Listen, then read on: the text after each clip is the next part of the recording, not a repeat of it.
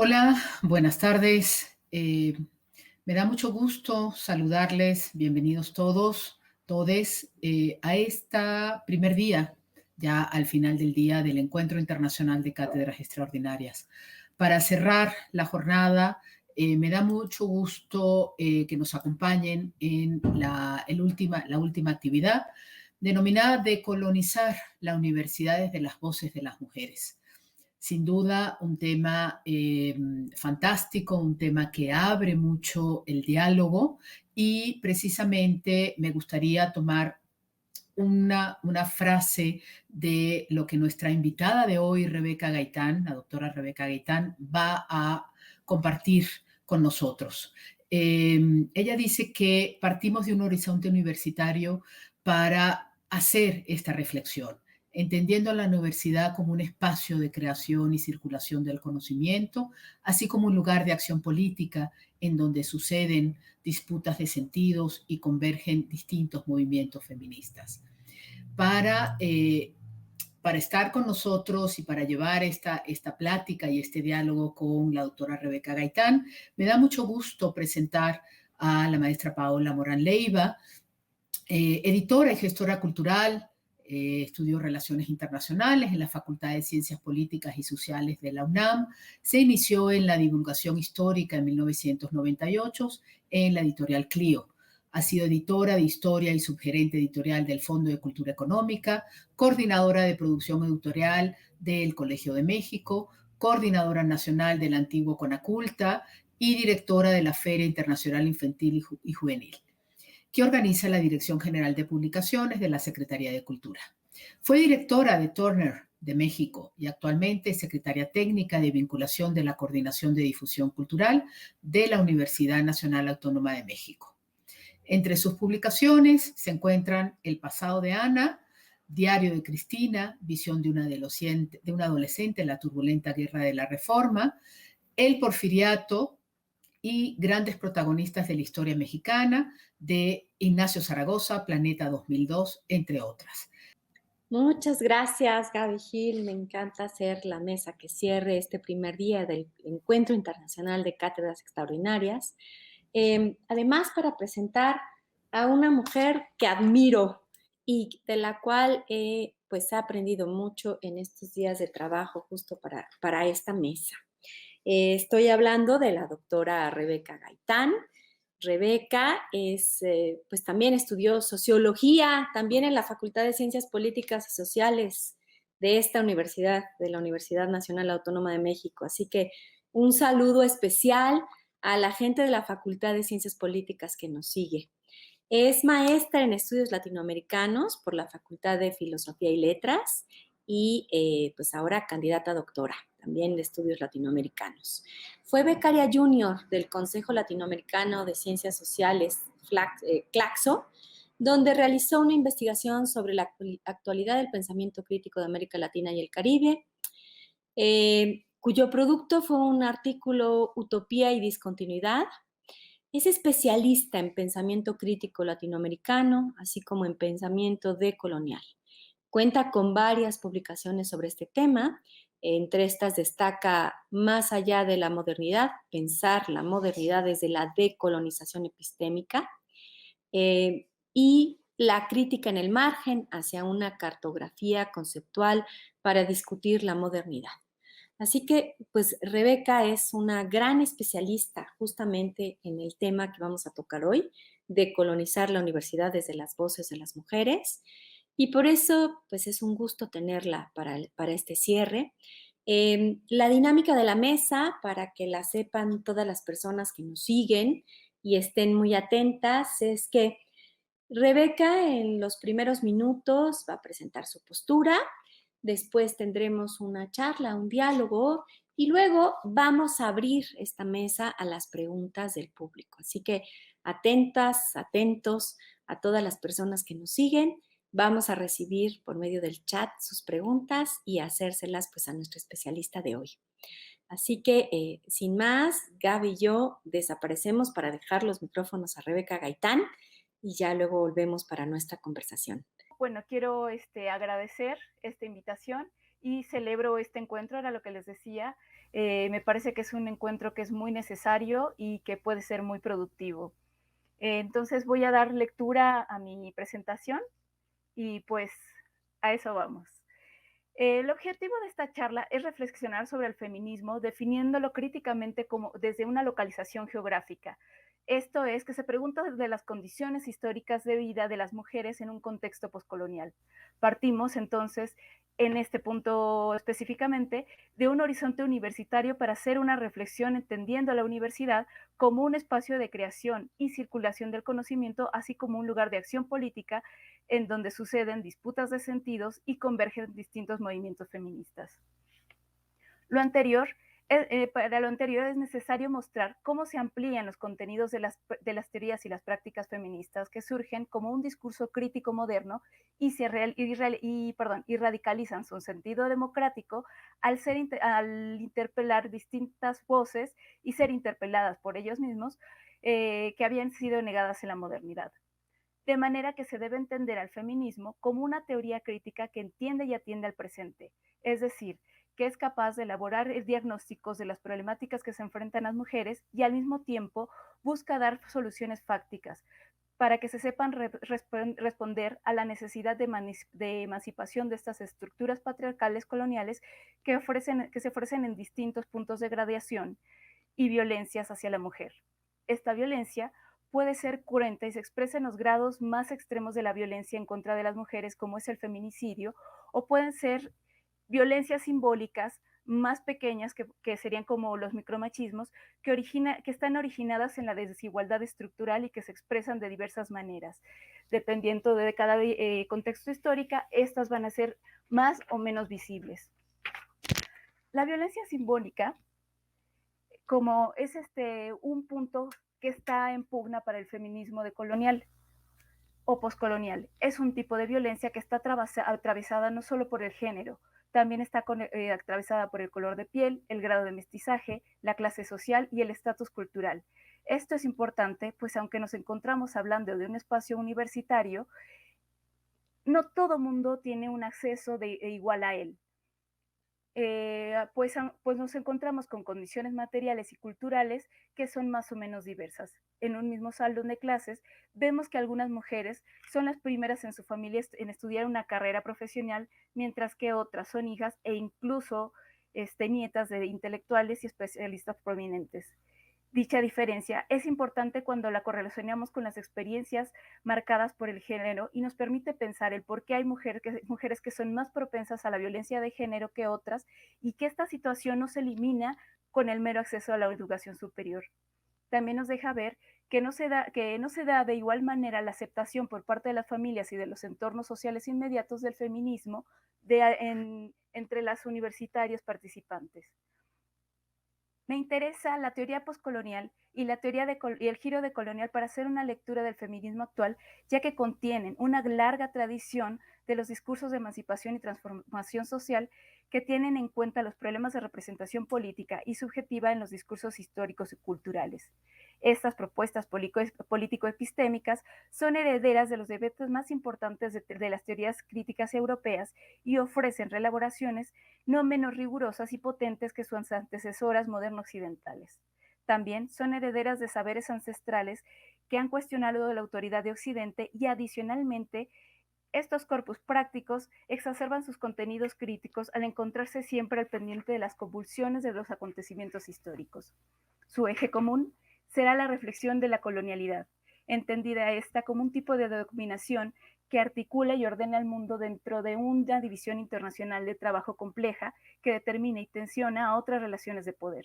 En este sentido, la colonialidad se refiere a un patrón de poder que emergió como resultado del colonialismo moderno, pero que al estar limitado por las relaciones formales de poder entre dos pueblos o naciones, alude más bien a una forma en cómo, y aquí abro citas para citar a Nelson Maldonado, trabajó el conocimiento, la autoridad y las relaciones intersubjetivas. Se articulan entre sí a través de los mercados del capital moderno y de la idea de raza. Fin de la cita. En síntesis, podemos decir que la colonialidad es una experiencia que se mantiene en la modernidad a través de mecanismos de disciplinamiento y control que cada vez son más sofisticados y flexibles, de manera que constituyen un dispositivo de larga duración que domina nuestras particularidades como sujetos femeninos. Cuando pensamos en feminismo, asumimos de ella su carácter crítico automáticamente, pero ¿qué es lo que le brinda dicho carácter? ¿Acaso no queda claro que somos iguales hombres y mujeres? Sucede que esta igualdad no ha sido efectiva y continúa funcionando como un disparador de la lucha en pugna por la defensa de la vida, la voluntad de decidir sobre nuestros cuerpos, la obtención de los mismos salarios por el mismo trabajo, la ampliación de derechos humanos con visión de género, etc. De tal manera, podemos decir que el feminismo actual continúa luchando por la igualdad, pero que excede las teorías de la igualdad decimonónicas. Pues si bien el feminismo es un pensamiento típicamente moderno, veremos que en tanto teoría crítica de las condiciones dadas de vida, va radicalizando su discurso de acuerdo a las necesidades, demandas y problemáticas a las que se enfrentan las mujeres que hacen suyo su discurso. Para entender lo anterior, recuperar someramente las primeras olas del feminismo que sientan las bases para los movimientos y teorizaciones del feminismo postcolonial y decolonial. La primera de ellas es la que pone las bases sobre la lucha de las reivindicaciones y liberación femenina de acuerdo al pensamiento ilustrado que surge bajo el espíritu de la Revolución Francesa, cuyas máximas son libertad, fraternidad e igualdad, de manera que el debate se centra en la igualdad de la inteligencia entre hombres y mujeres, así como la reivindicación de la educación y del acceso a la educación para todos y todas. Estas ideas articulan los discursos sobre la naturaleza de la razón humana y la universidad. Sin duda, estas ideas son potentes, pero encuentran una limitación espacio-temporal, pues se trata de un movimiento a nivel del pensamiento que se desarrolla solo en las élites europeas más ilustradas. Aún así, en la Declaración de los Derechos de la Mujer francesa por Olympia George en 1791, compara la dominación colonial con la dominación patriarcal y establece incisivas analogías entre mujeres y esclavos, mostrando que aquí ya hay una semilla para entender al feminismo decolonizante. Además, vale advertir que el pensamiento ilustrado sustenta el estallido de los movimientos independentistas en toda América Latina y hace eco en aquellas mujeres que participan activamente de las luchas por la independencia en los países latinoamericanos, para constituirlos como estados nacionales. La conformación de los estados nacionales es fundamental para la primera emancipación de los pueblos, pero ellos dejan por las muchas colectividades fuera, y como dice Walter Benjamin, no hay documento de cultura que no sea al mismo tiempo de barbarie, y es que para lograr la identidad nacional fue necesaria la simplificación de la pluralidad que existía en los territorios recientemente liberados de la administración política y militar de la colonia. Hoy en día es fácil criticar el carácter totalizante de la modernidad occidental, en especial cuando hablamos desde los estudios de la alteridad o desde el multiculturalismo o desde el diagnóstico de los estudios postcoloniales. Pero es necesario insistir en que el feminismo es una teoría crítica moderna, no solo porque su cuerpo teórico parte de valores modernos, pues también el pensamiento moderno, en cuanto tiene una reflexibilidad hermenéutica y cognitiva que se da dentro y solamente aquí en el marco de una racionalidad moderna que reemplaza la metafísica por el quehacer humano, lo que nos da la condición de posibilidad de actuar para la liberación de las opresiones a las que estamos sometidos hombres y mujeres diferidamente.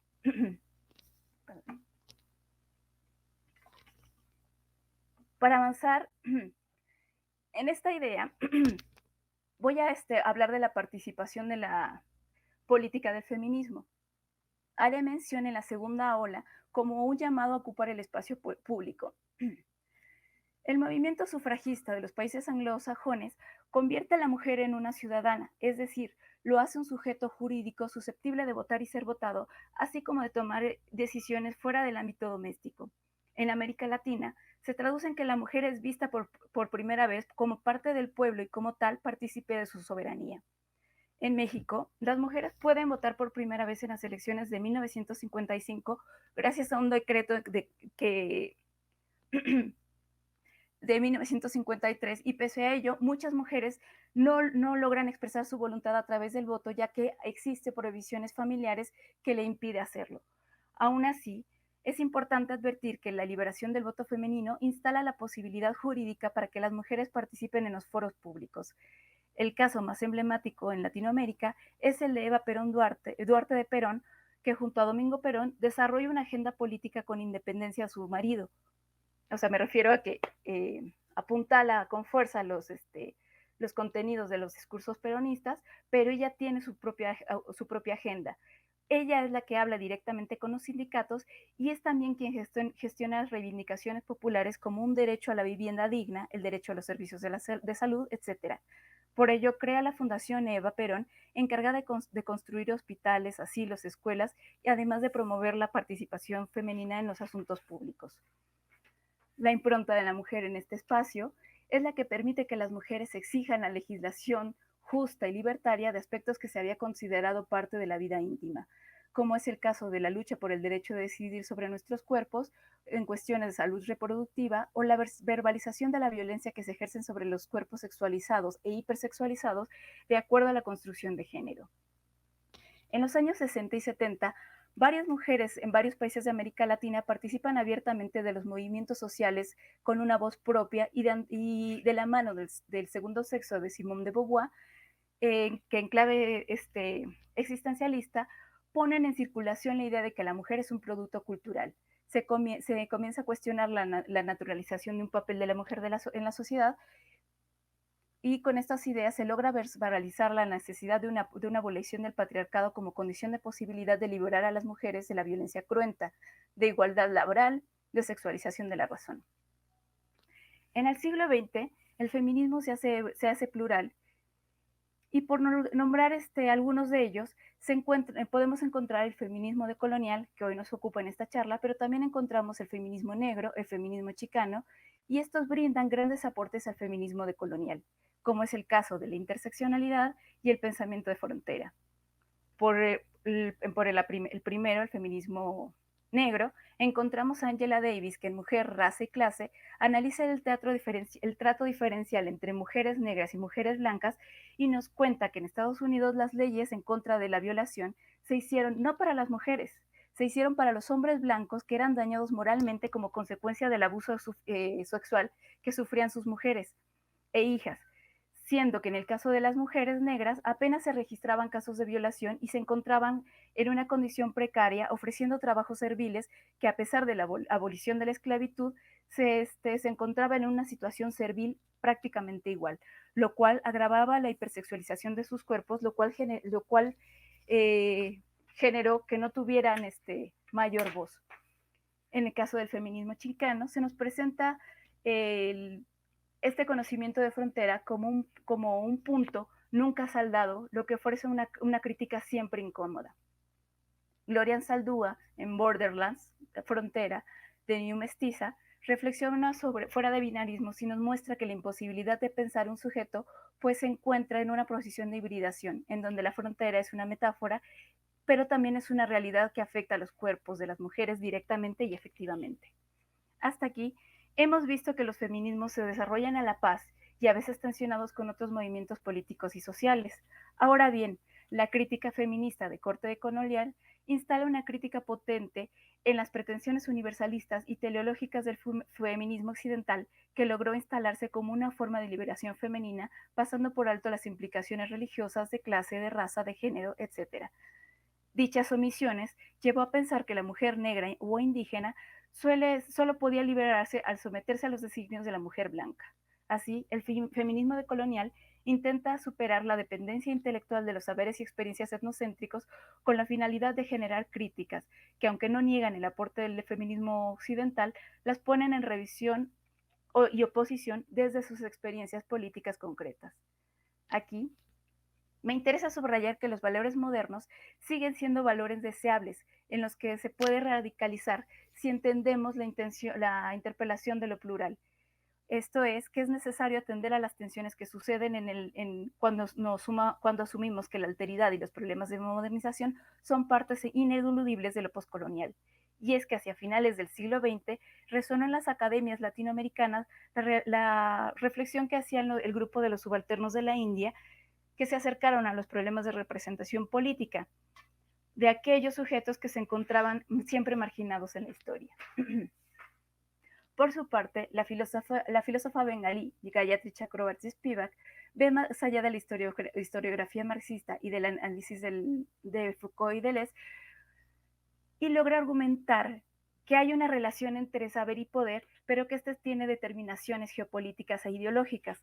Esto no lo habían visto ni Foucault ni Deleuze cuando nos dicen que los sujetos de las cárceles y de los manicomios pueden hablar por sí mismos. Gayatri Spivak está segura que no pueden hacerlo directamente ellos, ya que no tienen un espacio dialógico donde esto pueda ocurrir. Es decir, siempre sus voces van a estar articuladas y vaciadas por otras demandas en las que se van integrando. Quiero insistir en el hecho de que Spivak no niegue que el subalterno habla, pero lo que pasa es que no encuentra lugar para sus enunciados.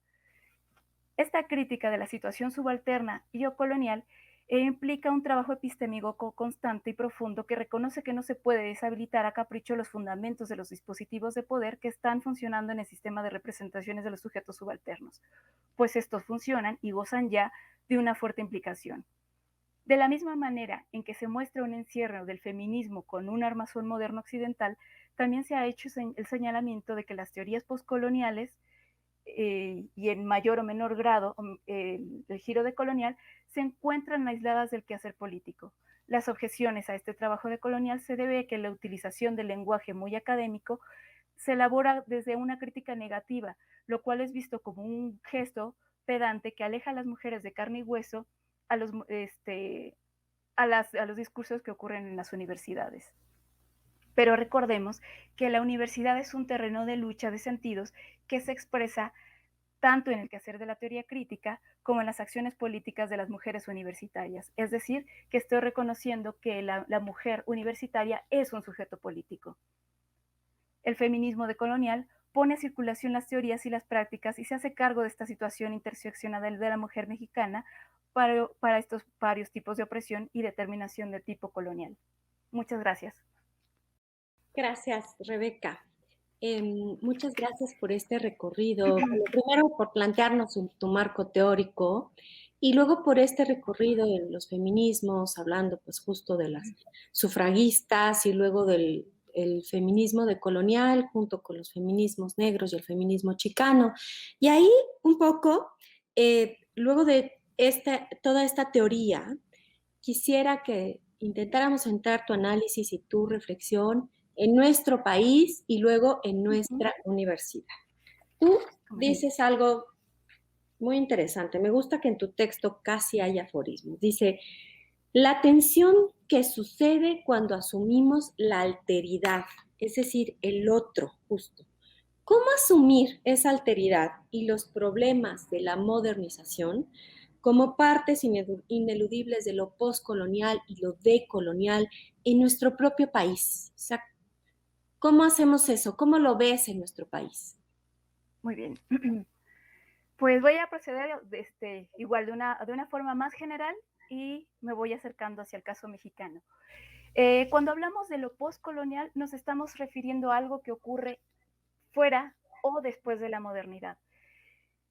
La modernidad tiene un carácter totalizante, tiene un carácter que ha hecho que todos los pueblos tengan que sumarse a ese movimiento teleológico que va de barbarie a civilización, de subdesarrollo a desarrollo, etc. ¿Qué es lo que pasa? Que la modernidad está tratando una historia. La modernidad como tal, si lo podemos definir de alguna manera, es la etapa en donde el hombre se constituye como el hacedor de la historia. Pero justamente la posmodernidad, como aquel que está exacerbando los contenidos de la modernidad, declara el fin de la historia, pero nos queda el hombre. El hombre que es un hombre individual, aislado de todo.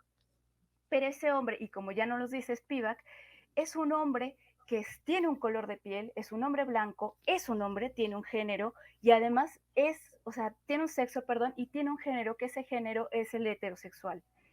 Nos habla también de otro valor muy importante de la modernidad, es la razón que está separando sujetos-objetos. Entre más haya una objetivación de la realidad, más se va a proceder,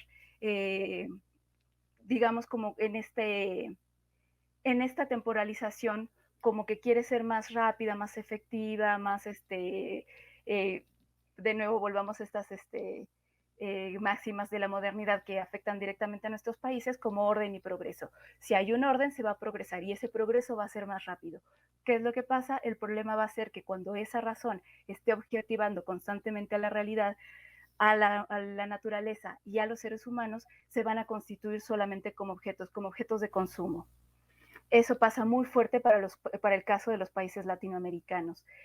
En el caso, por ejemplo, de México, el proceso civilizatorio, como decía, dentro de esta teleología de la modernidad, del que se va desarrollando como subdesarrollo, desarrollo, barbarie, que va a proceder después a la civilización, se constituye solamente a partir de la falta constitutiva de ese proceso civilizatorio. Siempre vamos a ser menos o siempre vamos a ser menos civilizados. Pero este subdesarrollo no se considera como parte de un pasado colonial en donde se nos expropió la tierra, en donde se nos obligó a vivir de acuerdo a las formas de vida modernas, sino a través de asumir un pasado colonial como no deseable y que siempre se tiene que superar. Entonces, por ejemplo, en México lo que pasó es que se empezó a hablar mucho del mestizaje. El mestizaje, por un lado, fue funcional a la modernidad porque nos decía, esta es la única forma de ser moderno, pero por el otro lado también abrió otras aristas, otras formas de ser más crítico, porque el mestizaje, justamente al igualarnos como mexicanos, nos permitió que se terminaran o que no fueran tan visibles ni tan ni que nos afectaran tanto esas luchas entre castas. O sea, ya no eras un peninsular, ya no eras un sambo, ya no eras un indígena, sino ya eres un mexicano, ya eres un mestizo. En esto, por ejemplo, participó muchísimo las políticas de Cárdenas, que Cárdenas justamente quería un poco, sí, eliminar esa diferencia, eliminar la pluralidad de lenguas indígenas, porque decía, es que no, el punto no es tener indígenas, el punto es tener mexicanos. ¿Por qué? Porque todos tenemos el mismo valor. Por supuesto que ahí se estaba viendo siempre al indígena como alguien que estaba en un pasado y que por lo tanto era inferior. ¿Por qué? Porque no había accedido a la modernidad y que lo iba a hacer a partir de ese mestizaje. Después, pero bueno, cuando ya estamos en este punto donde ya estamos, digamos, como en ese afuera o en ese después de la modernidad, lo que ocurre es que hay una visión de que la modernidad no tiene que ofrecernos tantas certezas. Es decir, nos permite hacer una lectura de segundo grado de qué es lo que implica la modernidad. Entonces ya podemos hablar sobre el hombre como hacedor de historia, de la razón que analíticamente está separando objeto-sujeto. Y esta lectura de segundo grado nos permite ver nos permite debilitar las certezas de la modernidad y por lo tanto ver que otras formas de vida son tan válidas como las modernas y que además ocurren contemporáneamente a la modernidad. El indígena ya no está en el pasado, está en el presente y entonces se pugna con esa fuerza. Es decir, hay un poscolonialismo, o mejor dicho, una visión de la posmodernidad conservadora que se queda únicamente con el individuo y con el fin de la historia, pero hay otras posiciones que nos permiten romper las certezas de la modernidad, hacer una lectura de segundo grado y por lo tanto encarar a otras culturas con igual importancia que la moderna. Obviamente esta lectura va a ser complicada, pero va a ser muy fructífera. O sea, cuestionar a la modernidad. Y eso es lo que hace el feminismo, ¿no? Está cuestionando a la modernidad. Y en ese sentido dices que el feminismo es una teoría crítica que entiende y atiende el presente. Es decir, es capaz de elaborar diagnósticos de las problemáticas que enfrentan las mujeres y al mismo tiempo busca dar soluciones fácticas para que sepan responder a la emancipación de las estructuras patriarcales. Entonces, no podemos hablar de un feminismo, ¿no? Sino de los feminismos y ahí tenemos el feminismo decolonial, ¿no? Así es. En ese sentido, ¿Cómo convergen esos feminismos en nuestro país y en nuestra propia universidad? Me gustaría un poco también ir bajando la reflexión a lo que tú ves en el espacio universitario, ¿no? Porque Ajá. ya Gaby hablaba de esta frase tuya también, que el espacio universitario como ese lugar de acción donde suceden disputas, ¿no? Donde Ujú. estamos en disputa, en debate. Claro. Primero que nada, me gustaría, o sea, señalar que la universidad no solamente es un espacio de disciplinamiento, que como un espacio educativo lo es, pero pero también la universidad es muchísimo más que eso. O sea, la universidad es el lugar donde se gestiona el conocimiento, donde surge el conocimiento, pero además es un espacio en donde convergen distintas clases sociales. Entonces, eso nos permite abrir un panorama mucho más rico, con, con con mucho mayor impacto, ¿no? O sea, como que la universidad, por un lado, es el reflejo de lo que está pasando en las calles, pero al mismo tiempo ya lo recupera como en una visión crítica, con una reflexión, etcétera. Eh, Quiero insistir, por ejemplo, en que tanto el feminismo decolonial como el feminismo postcolonial tienen tareas que, digamos, como que tienen un camino, pero van por distintos lugares, ¿no? Por ejemplo, el feminismo postcolonial es una crítica que se hace más desde la parte teórica, por lo tanto es una crítica que no es tan ligada a la realidad, ¿no? Como si existiera realmente esta separación entre realidad y, Y teoría. y teoría.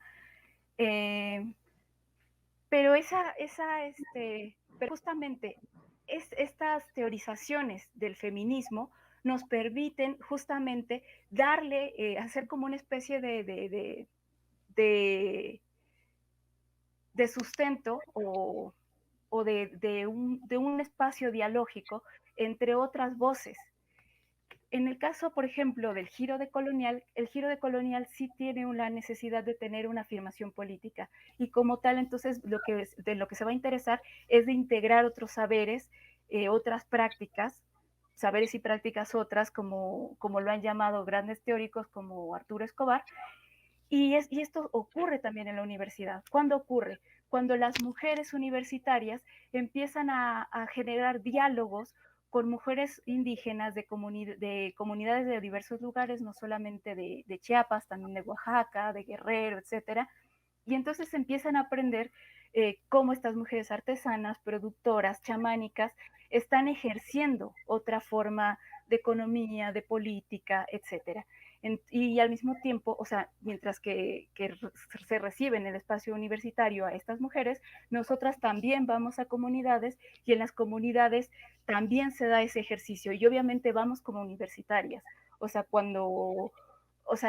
ha habido varias experiencias de universidades populares que justamente reciben a profesores universitarios y que al mismo tiempo ellos regresan a la universidad contando todas estas experiencias y haciendo mucho más rica la relación y sin que ello signifique que efectivamente haya esa distinción entre teoría y práctica, porque justamente, ¿qué es lo que hace este tipo de cosas? Es cuestionar los sentidos con los que hemos venido construyendo el conocimiento y entonces incorporamos otros. Por ejemplo, aquí hay un ejemplo, bueno, perdón, aquí hay un ejemplo, no tanto mexicano, sino boliviano, de, de algo que se llama el shige. Uh-huh. El shige es como un conocimiento plural que alguna gente lo ha querido leer como mestizaje, pero no como el mestizaje típicamente, clásicamente moderno, sino como un mestizaje que siempre está irritado, tal y como lo entenderían el feminismo chicano, que entiende esa irritación como una fuente en sí de crítica. Eso, entonces digamos que el feminismo decolonial sí tiene ciertas implicaciones en la realidad y Exacto. sales de la universidad y vas hacia otras comunidades. Y esas otras comunidades también te proveen de otros saberes, ¿no? Y Uh-huh. de ahí se construye toda una teoría. Pero, y el feminismo negro y el feminismo chicano, a mí me gustaría, sobre todo para el caso de nuestra universidad, tomar del feminismo negro la interseccionalidad, porque creo que tiene una importancia, ¿no? En nuestra universidad y en lo que está pasando ahora en la universidad, ¿no? Eh, en ese sentido, a mí, desde todo este activismo de nuestras jóvenes universitarias, cómo lo puedes ubicar, Rebeca? ¿O dónde lo ubicas?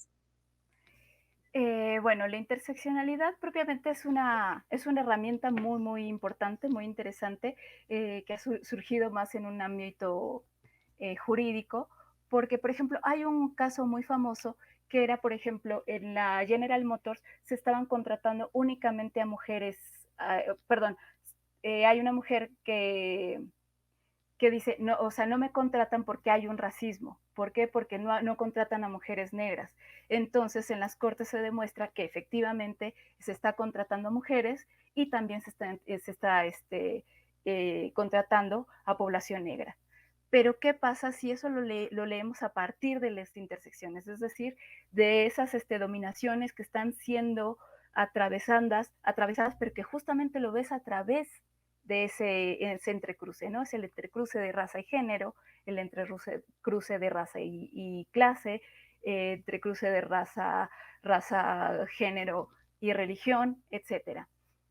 Son identidades también, ¿no? Porque, por ejemplo, estas dominaciones, lo que ocurre mucho, y esto lo ve los estudios postcoloniales, es que esas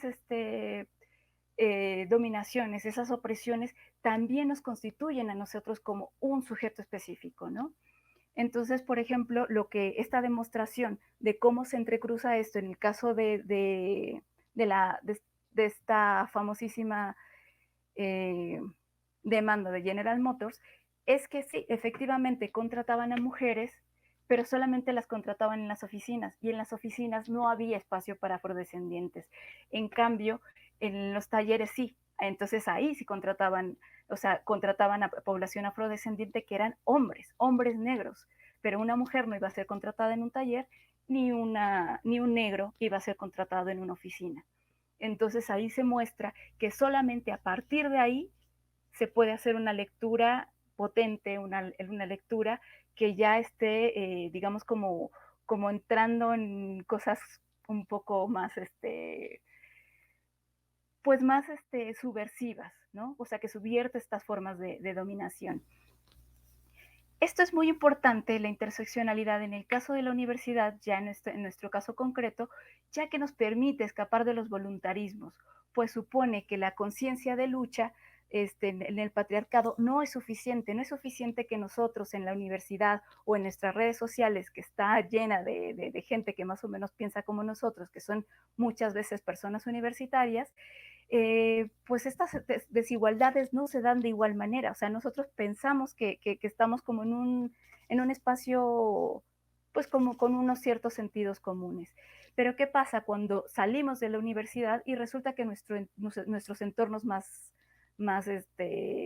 próximos a lo doméstico o nuestros entornos laborales no piensan el feminismo de esta manera, ¿no? Entonces, por ejemplo, hay una diferenciación, por ejemplo, justamente o sea, digamos como en el acceso a la cultura que tenemos entre distintos universitarios, por cómo se va a entender el feminismo. Por otro lado, y otra cosa que resuena más esta parte material, ¿no? O sea, en la universidad, afortunadamente, tenemos una diversidad de clases sociales, donde vemos que, por ejemplo, clases sociales menos favorecidas, pues se encuentran siempre con un peligro, o sea, un peligro inminente cuando van y vienen de sus casas, porque justamente tienen que hacer un tránsito en zonas de riesgo, mientras que hay universitarias que pues no se tienen que enfrentar, y afortunadamente ellas no escapan de esos riesgos, y porque probablemente vivan muy cerca, porque incluso tienen un auto propio, entonces no tienen que hacer largos recorridos de 1 hora, de 2 horas, donde además tienen que transitar en corredores o incluso en transportes públicos que son muy peligrosos, donde pueden ser asaltadas o donde incluso pueden sufrir algún tipo de esta violencia cruenta, como es la violación o como es el feminicidio. Entonces, eso hay una distinción entre cómo se van dando las clases.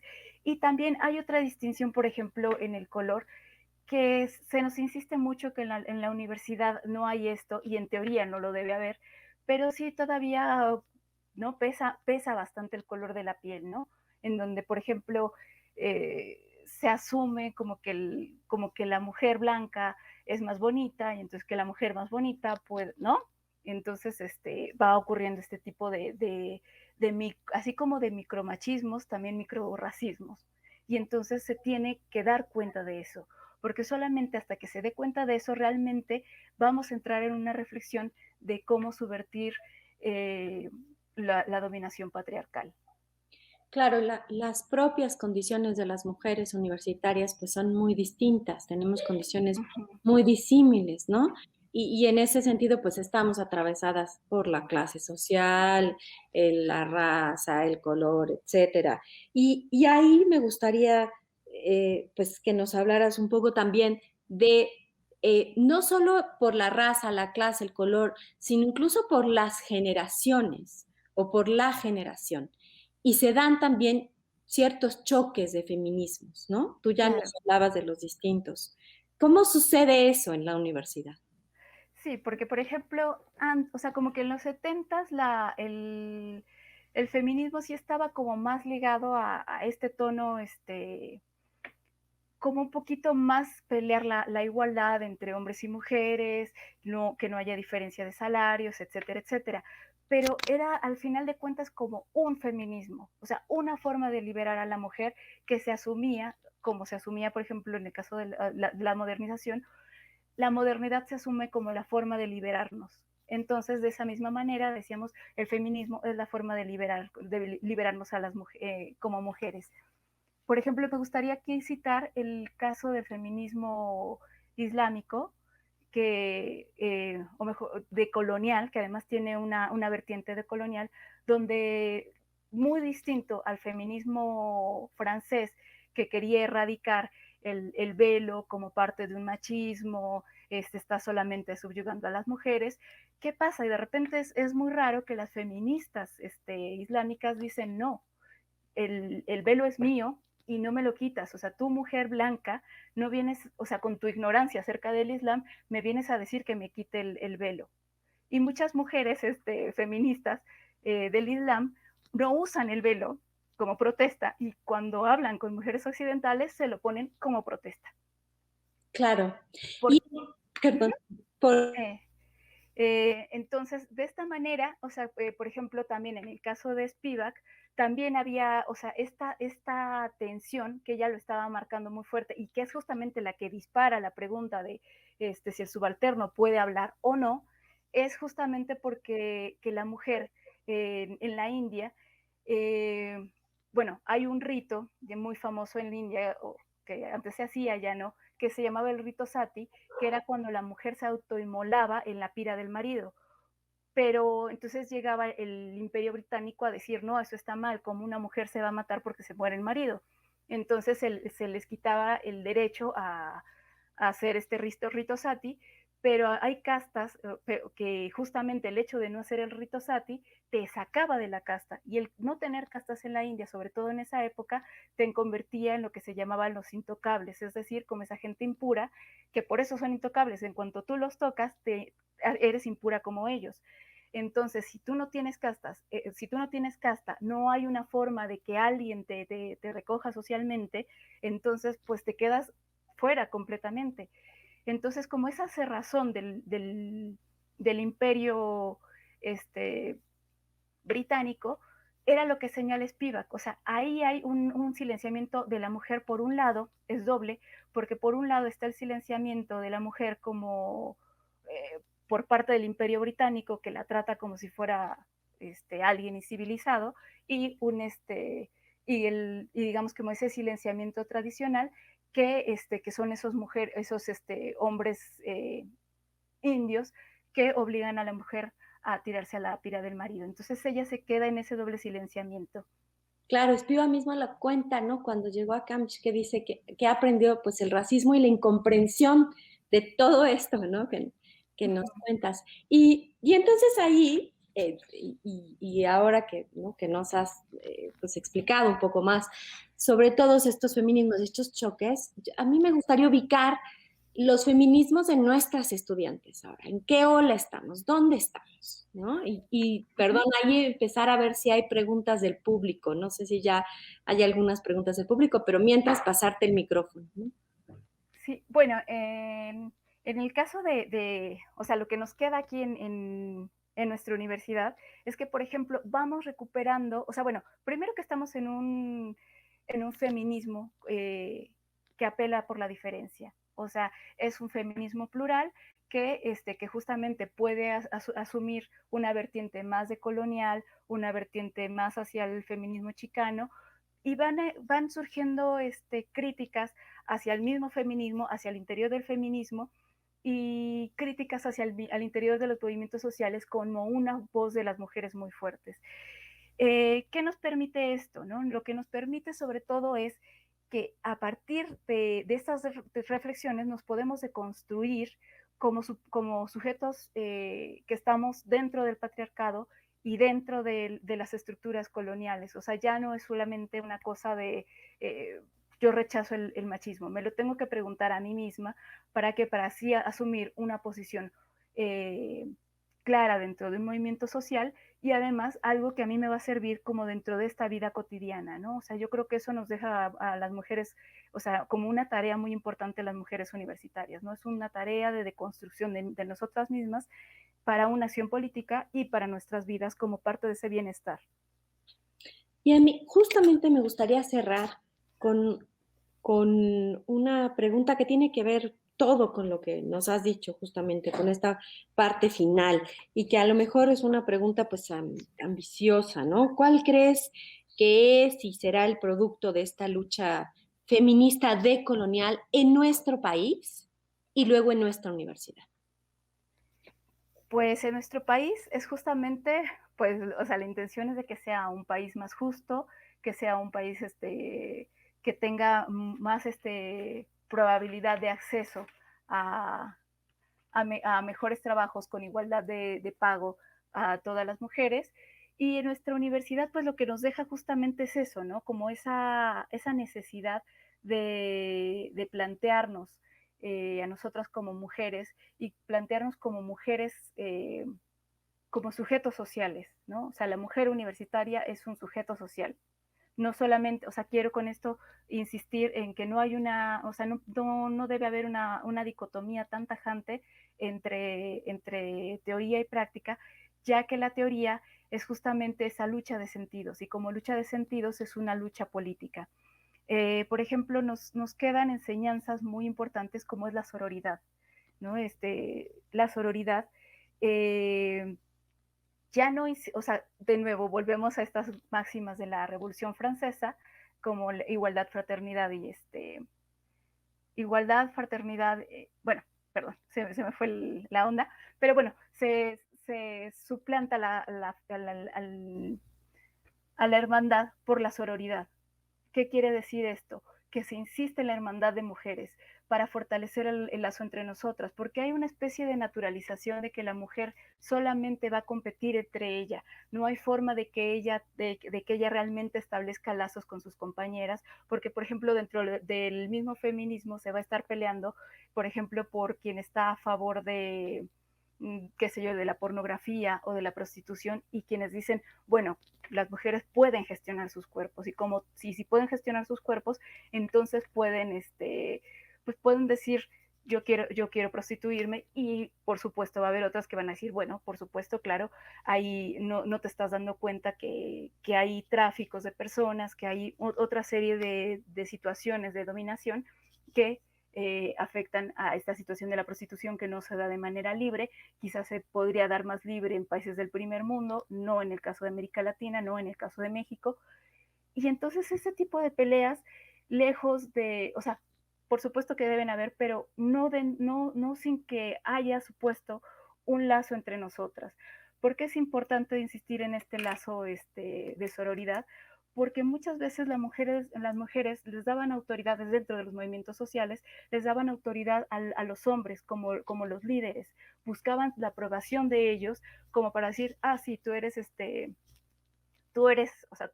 sí eres dura, ¿no? O sea, y en cambio, ¿y qué es lo que pasaba con esto? Cuando tú le estabas autorizando siempre al hombre, dejabas de autorizar a tus compañeras y entonces, por ejemplo, las demandas que eran propias de las mujeres siempre se iban quedando atrás en la fila por encima de otras demandas que se estaban peleando en los movimientos estudiantiles, por ejemplo, ¿no? Entonces ya no importa tanto lo que pasa con las compañeras, sino la demanda es esta, que esta demanda, o sea, hasta que no se cumple esta demanda, no podemos hacernos cargo de lo que están planteando las compañeras. Creo que entonces con eso nos vamos a quedar justamente con la sororidad y bueno, un llamado además, ¿no? Hacerlo. No sé si quisieras ya para cerrar, para concluir, decirnos algo, cerrar con en esta, en esta, eh, en esta charla sobre decolonizar la universidad desde las voces de las mujeres, además de la sororidad. ¿Qué otra cosa pondrías en el centro, en el eje de esta, como propuesta, digamos? Si tuviéramos que hacer una propuesta para cerrar la mesa, ya está aquí Gaby Gil, ya vi que ya se nos comió el tiempo, eh, pero además de la sororidad, ¿cuál sería el centro de la propuesta? O sea, ¿qué podemos proponer para decolonizar la universidad desde nuestras voces? Para decolonizarla, o sea, es asumir, o sea, nos encontramos en múltiples opresiones, en múltiples dominaciones, y justamente qué es lo que pasa entre ellas. Y a partir de los lazos solidarios, sororos, podemos construir hacia adelante, ¿no? Y yo creo que una propuesta que yo tengo así para todas, incluso para todos, todes también, es justamente el reflexionar, o sea, el tomarnos en serio al feminismo, en tomar en serio estas dominaciones coloniales y otro tipo de dominaciones, las dominaciones del capitalismo, etcétera, tomémoslas en serio y tratemos de entrecruzarlas para de esta manera realmente dar con, con con qué es lo que nos enfrentamos, ¿no? Porque no solo, o sea, porque estas dominaciones también son condiciones de posibilidad de otras cosas, ¿no? Como lo había señalado en la charla, la condición de posibilidad de la liberación era asumir también la modernidad y de igual manera, o sea, pero no se trata de que nos den permiso a las mujeres de hacer una cosa o de la otra, ¿no? Sino que están, digamos, como que tenemos herramientas en la mesa y a hacernos de esas herramientas para la lucha política. Claro, asumirnos que la modernidad nos dio un sentido, no asumirnos, o sea, que sí fuimos colonizados y que en ese sentido necesitamos decolonizarnos, ¿no? Como sujetos históricos y como mujeres, ¿no? También. Claro. Pues, muchísimas gracias, Rebeca. La verdad creo que fue una charla enriquecedora, que nos deja con muchos aprendizajes y reflexiones.